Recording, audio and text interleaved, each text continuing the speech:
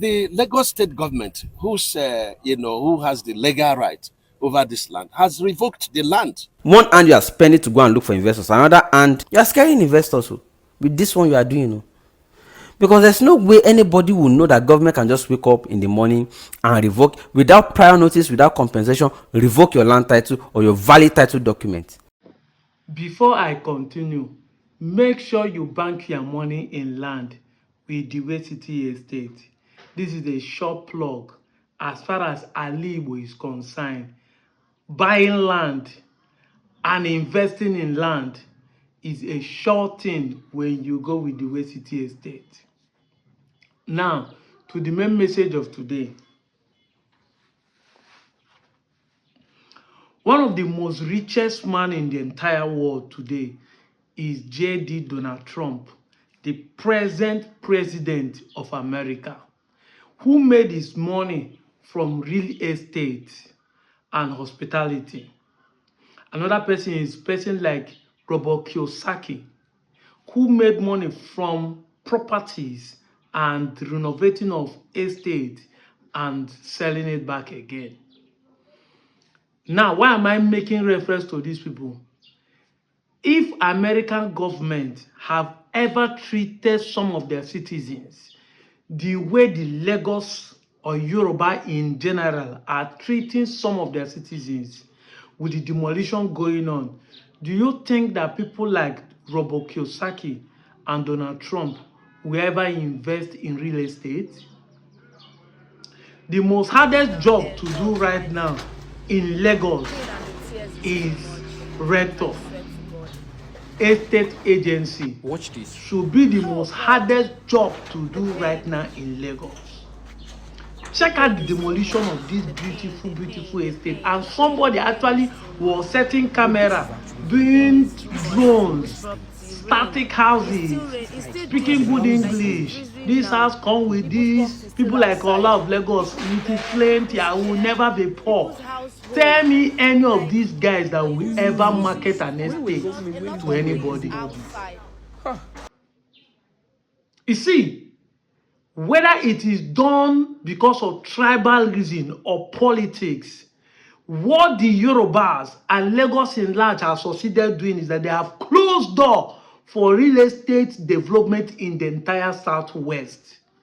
Due to the way Nigeria functions, due to the way the Nigeria perceive issues, whatsoever that is going on in Lagos has closed door for any real estate to develop in the entire Southwest.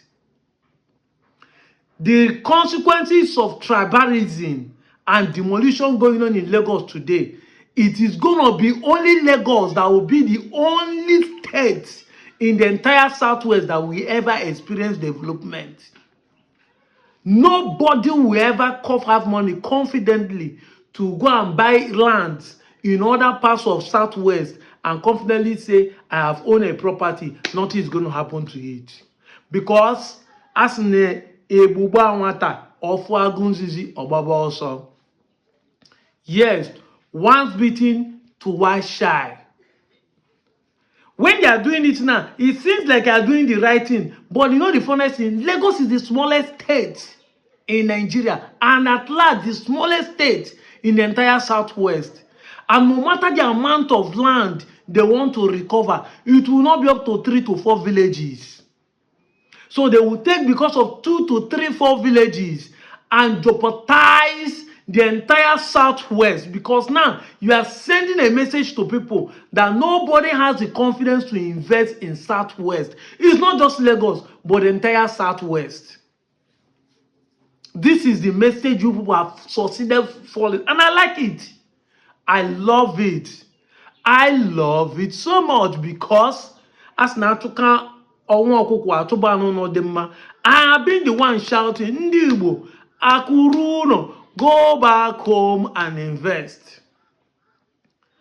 But you have directly and indirectly let the Igbos know that it's time to invest back home. That is why estate right now in Alibo is a hot cake. It's selling from Anyoma to Rivers, Ikwere, to any part of South. It's even selling hotter than you can think.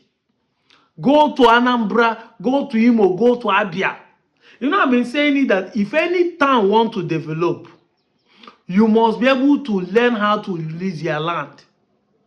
And everybody come and say, Igbo people know they sell land. Igbo people know they sell land. Today, between the Igbos and the Yorubas, who they sell land? You told people with lies that Igbo people know they sell land. People like Ruben Abbott was making it as a news in Arise TV that Igbos don't sell land. The man who claimed he sells land and at the end went back and revoked the land. And the man who tell you, I know they sell land, but at the end of the day, sold land to you. Who is a better person? Who is more sincere? It's like meeting a girl. And I told the girl, I said, look, I love you. What I love about you is that I want to have sex twice with you and I will leave you. That's what I want.